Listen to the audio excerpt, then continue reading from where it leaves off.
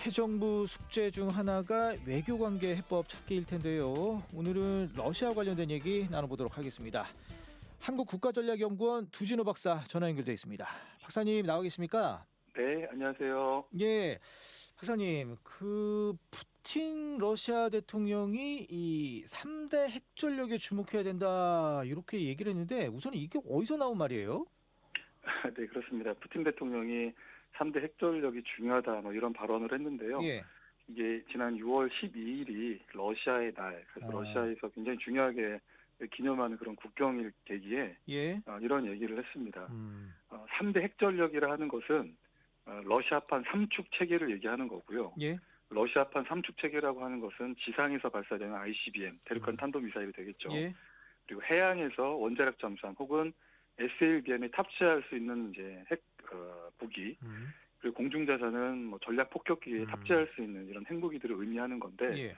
사실 러시아가 자랑하는 것들이 몇 개가 있습니다. 그 중에 하나가 핵부자, 땅부자 이런 건데 특히 이제 핵무기 같은 경우는 전 세계적으로 예. 6,000기 이상의 이제 이 핵탄두를 보유하고 있기 때문에 예.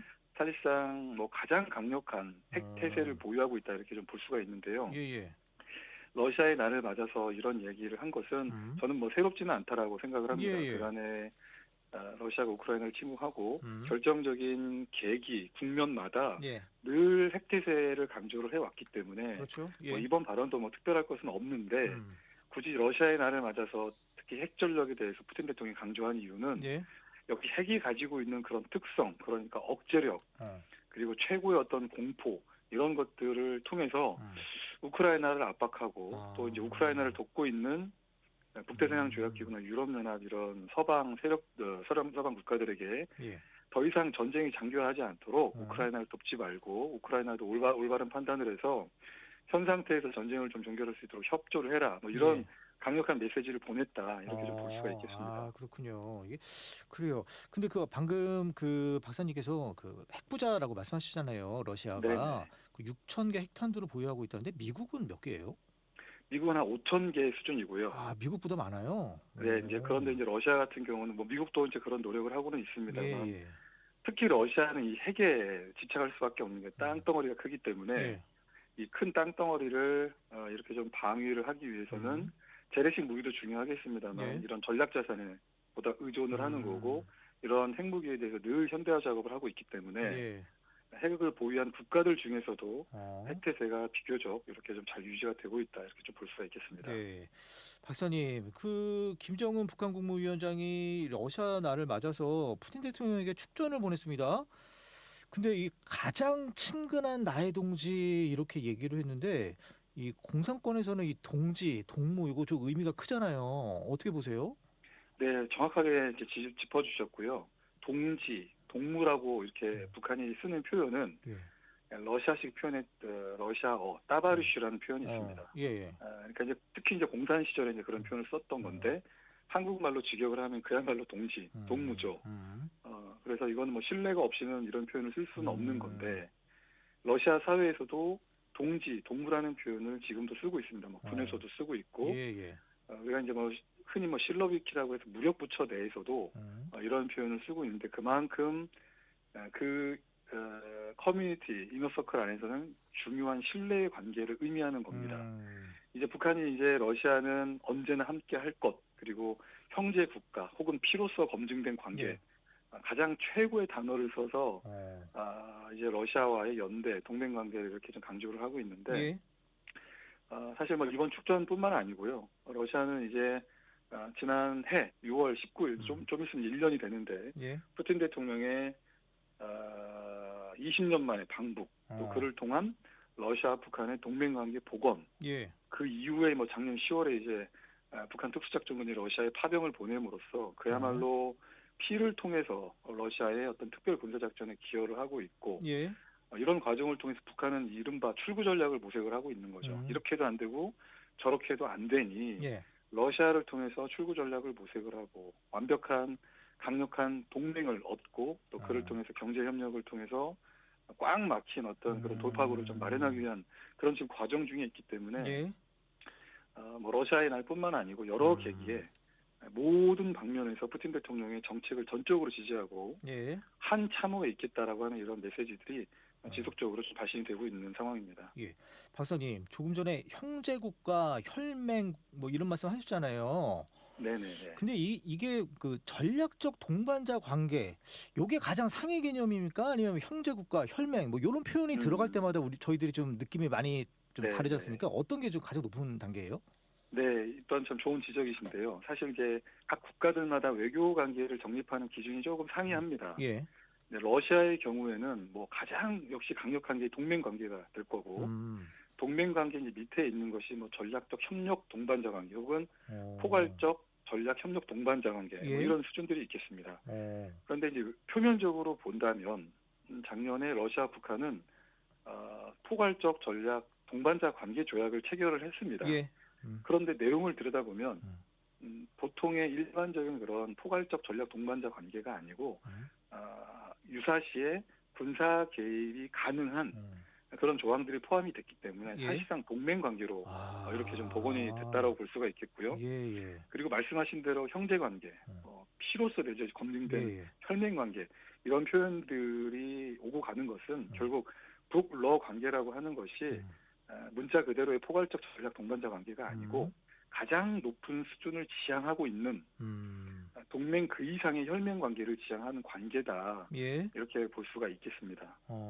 그러면은 앞서 살짝 언급해 주셨지만 김정은 북한 국무위원장이 연내 러시아 어떻게 방문 가능할까요? 네, 이것이 이제 이재명 정부의 또 음. 다른 이제 시험대가 되리라고 저는 이제 보고 예. 있는데, 뭐 저 개인적으로는 6월 달 안에도 충분히 그래요? 갈 준비가 음. 되어 있다 이렇게 좀 보고 있습니다. 예예. 결론적으로 김정은 북한 국무위원장이 올해 음. 연내에 음. 러시아에 방문을 하게 될 텐데 역시 시기가 중요하겠죠. 예.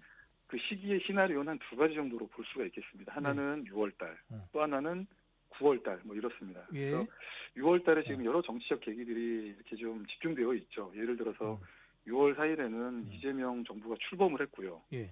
또 다음 주죠. 음. 다음 주 6월 19일이면 러시아 북한 동맹 1주년이 되고 또 6월 예. 25일은 한국전쟁이기 때문에 또 음. 6월 말에는 북한 전원회의가 연달아 계획이 되어 있는 중요한 정치적 계기가 있기 때문에 예. 김 위원장 입장으로서는 모스크바를 한번 방문해서 푸틴 대통령과 동등한 위치에서 선다는 그 자체가 예. 전략적 지위가 상승이 되고 북한 내부 외부적으로 굉장한 메시지를 주고 그것이 뭐 북한 내부적으로는 국민 통합 또 예. 내부 체제 결속에도 상당히 도움이 되기 음. 때문에 네. 또 한 가지는 이제 전원회의를 통해서 여러 가지 상반기 여러 성과들을 결산을 해야 될 텐데 네.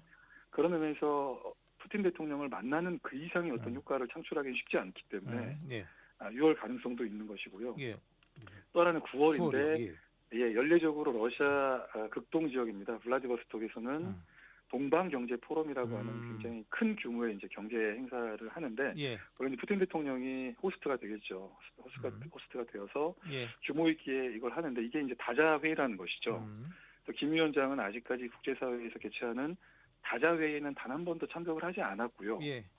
지난 5월 9일 전승절에도 사실 다자객인데 가지 않았습니다. 예. 가도 될 법한데 가지 않았다는 것은 이렇게 지금 몸값이 올라간 상태에서 굳이 다자계기를 통해서 스포트라이트를 적게 받아야 할 이유가 하나도 없고 네. 또 그 다자계기에 참석하는 여러 정상들과 비교했을 때 김정은 위원장은 이미 체급이 달라졌기 때문에 양자를 선호할 것이다라는 합리적인 추론이 가능하고 그렇다면 양자 계기는 9월보다는 6월 계기에 좀 더 무게가 실리는 것이 아닌가 이렇게 예. 전망합니다. 6월에 그 둘 간의 만남 뭐 예상을 못 했는데 그래 한번 예의주시 한번 해 보겠습니다. 근데 이 김정은 국무위원장이 이 푸틴에게는 축전을 보냈는데 트럼프 친서는 수령을 거부한 걸로 지금 나오고 있어요. 이거 어떻게 네, 러시아 그렇습니다. 눈치를 보는 겁니까? 러시아 눈치를 봐야 되는 것이고요. 어. 우리가 좀 이제 비교 대상이라고 한다면 2018년 하노이 빅딜 무산 음. 내 상황과 7년이 지금 지금의 상황은 다릅니다. 예. 예를 들어서 2018년은 좀 북한 내재적인 의미에서 외롭게 미국을 상대했다면 지금은 러시아라고 하는 혈맹 동맹, 가장 강력한 동맹국과 함께 하고 있는 상황이기 예. 때문에 어떤 러시아와의 긴밀한 정책 공조가 필요하고 아무리 트럼프 대통령이 뭐 친서를 보내서 정치적인 플러팅을 한다 하더라도 예. 이 모든 것들도 사실은 북러 관계 안에서 정의되고 정립될 수 있기 때문에 지금 상황에서 2018년 때와 상황처럼 독자적으로 이런 결심을 김 위원장이 하기보다 예. 러시아와의 어떤 소통, 정책 공조를 통해서 미국을 상대할 가능성이 더 커진 것이죠.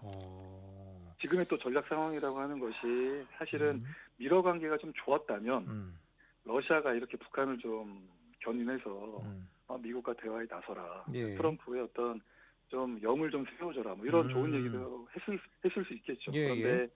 지금 뭐 우크라이나 전쟁을 둘러싼 종전 협상 자체가 지지부진하고 예. 미국도 지금 피로를 호소를 하고 뭐 여차하면 손을 떼겠다 지금 이런 상황이기 때문에 예. 어떤 우크라이나 전쟁에서의 종전 협상 성과도 없는데 미국 대화를 제기한다? 북한이 받을 이유가 하나도 없는 것입니다. 아, 그렇군요. 이게 저 우크라이나 전쟁이 좀 변수가 될 수 있겠네요. 우크라이나 전쟁에 적지 않은 변수가 될 수는 있겠습니다만 지금 미국 대화가 아까 말씀드린 7년 전과 상황이 많이 달라졌기 때문에 어떤 미국과 북한의 양자 관계보다는 여러 가지 요소들이 지금 뭐 영향을 미치겠죠. 말씀하신 대로 우크라이나 전쟁도 영향을 미치고 예. 미러 관계도 영향을 미치고 거기에 남북 관계도 일부 영향을 미치겠죠. 여러 가지 복합적인 요소들이 영향을 미치고 있다 이렇게 좀 볼 수가 있겠습니다. 예, 좀 국내 상황 좀 알아보고 싶습니다. 요즘 그 남북 간에 좀 대단히 좀 모처럼 화해 분위기 있잖아요. 네네, 그렇죠. 우리는 대북 방송 중단을 하니까 북한 쪽에서는 대남 소음 방송도 중단하고. 근데 뭐 이재명 대통령이 지금 푸틴에게만 지금 전화를 안 걸고 있는데 어떻게 이런 상황 보면 전화를 걸어야 될 것 같기도 한데 어떻게 보십니까? 일단 뭐 두 가지 정도의 내용인데요. 첫 예. 번째는 대북 확성기 작전을 우리가 먼저 이제 중지를 했고 또 북한도 이에 호응해서 예. 대남 확성기 작전을 중단을 하면서 모처럼 좀 뭐 훈풍이라고 하겠습니다. 훈풍. 군사적 긴장이 좀 일부 완화가 되고 예. 또 접경지에서 그동안에 많은 불편을 겪었던 우리 경기도 시민들께서 이제 좀 편안하게 일상을 복귀할 수 있는 그런 환경이 좀 조성이 된 측면이 있겠습니다. 예. 그런데 이제 이런 뭐 군사적인 신뢰 조치들이 결국은 이제 남북 대화를 위한 여건 조성의 그런 노력일 텐데 뭐 북한이 이미 뭐 적대적 두 국가론을 선언을 한 상황이기 때문에 이런 노력들이 과연 이제 남북 대화 재개 국면으로 어떻게 이어질까는 좀 더 지켜봐야 될 것 같습니다. 두 번째는 이제 그 푸틴 대통령과의 전화 회담 문제인데요. 예. 제가 좀 기록을 살펴보니까 한국 대통령과 러시아 대통령 간의 전화 회담이 2020년 10월 이후로 동결된 상황이더라고요. 그 이야기는 뭐 코로나 국면도 있었고 예. 그리고 2022년 2월에 이제 러시아가 우크라이나를 침공을 했기 때문에 한국도 책임 있는 어떤 국제사회의 일원으로서 대러 제재에 동참을 했고 예. 뭐 그런 상황에서 러시아하고 어떤 외교적인 소통을 하기는 어려운 환경이었던 것이고요. 예. 지금도 사실은 뭐 푸틴 대통령과 서방 국가 사이에 거의 어떤 소통이 단절된 그런 상황이기 때문에 네. 우리나라도 여전히 뭐 책임 있는 국제사회 일원인 상황인 것이고 네. 여러 가지 상황을 비춰봤을 때 굳이 푸틴 러시아 대통령과 우리 새로운 대통령께서 당장 통화에 대한 뭐 시급한 이유가 없다 이렇게 좀 볼 수가 있겠습니다. 예. 그 박사님, 그리고 지금 한러 관계 많이 예전과 다르다라는 점을 좀 강조해 주셨는데 지금 러시아가 우리나라를 비우호 국가로 지금 지정하고 있는 상황인가요? 예, 여전히 한국은 러시아의 비우호 국가로 지정이 되어 있는 상태고요. 예. 다만 이제 그 러시아 측 인사들의 이야기는 그 비우호 국가들 중에서 그래도 한국은 가장 우호적인 국가다라고 강조를 하고 있는데 그만큼 한러 관계에 대해서 러시아도 긍정적으로 여전히 좀 보고 있는 그런 모습이고 그렇기 때문에 이 어려운 과정에서도 한러 관계를 좀 복원시키고 싶다는 그런 의지가 좀 반영된 그런 레토릭이다 이렇게 좀 볼 수가 있겠습니다. 예. 그러면 그 박사님 보시기에는 한러 관계 복원 필요성에 대해서는 당연히 거기에 대해서는 뭐 동의하시는 거죠? 어쨌든 저희들은 지정학적으로 주변 사강에 둘러싸여 있기 때문에 주변 사강을 잘 관리해야 될 그런 숙명을 저희들이 그렇죠. 가지고 있다라고 보고요. 지금 한러 관계를 또 관리를 해야 되는 이유는 이렇게 북한이 특수작전군을 파병을 해서 고도로 출구 전략을 써가면서 국방력을 현대화시키는 모습이 결국 러시아 때문에 지금 그렇기 때문에 우리는 한러 관계를 통해서 북러 관계를 좀 무력화시키고 약화시켜야 될 필요성이 있는 것입니다. 한러 관계 그 자체의 목적이라기보다는 예. 북러 관계의 어떤 풍선 효과를 유도하기 위한 전략적 측면에서 그런 노력들이 필요하기 때문에 그렇기 때문에 이제 아무것도 안 할 수는 없는 것이고요. 어떤 외교적 노력을 통해서 북러 관계를 이완시켜야 될 그런 필요성 차원에서 한러 관계가 필요하다. 네. 이렇게 저는 생각합니다. 예, 박사님 끝으로 하나만 더 여쭤볼게요. 이 이재명 대통령 나토 정상회의에 참석하느냐 마느냐 이거 좀 얘기가 좀 논란이 있는데 이 한러 관계 재정립 생각하면 안 가는 게 좋을 것 같기도 한데 어떻게 보세요? 뭐 여러 가지 이제 그 참여 여부를 놓고 이재명 대통령의 북서해양조약기구 정상회의 참여를 놓고 예. 장점, 약점 여러 가지 것들을 고려를 할 걸로 대통령실은 생각을 합니다. 예. 저 개인적으로는 지금 지적하신 대로 이재명 대통령의 나토 정상회의 참석이 어떤 한러 관계에 절대 마이너스는 아니다 이렇게 생각을 합니다. 예. 이미 뭐 오랜 시간 동안 한러 관계가 동결된 상태이기 때문에 이제 그런 것이고요. 다만 중요한 것은 외교라는 것도 결국은 신뢰의 문제인데 지난 정부에서 2년 연속 전임 대통령이 나토 정상회의를 참석을 했는데 갑자기 정부가 바뀌었다고 또 나토 정상회의에 초청을 했음에도 불구하고 참석하지 않는 것은 예. 너무나 또 그 어떤 G7 위상에 부합한 한국 입장에서 봤을 때는 좀 걸맞지 않은 행동이고 네. 신뢰의 연장선에서 우리의 노력이 필요한 것이고요. 그리고 이런 좋은 다자 계기를 우리가 포기할 이유는 저는 적다. 예. 오히려 지난 6개월간의 비상계엄이라든지 탄핵을 통해서 네. 외교가 시계절여졌기 때문에 이런 집중적인 알겠습니다. 어떤 외교적 계기를 통해서 복원시킬 필요도 충분하다고 봅니다. 네, 여기까지 얘기 듣겠습니다. 네, 지금까지 한국국가전략연구원 두진호 박사였습니다. 고맙습니다. 감사합니다.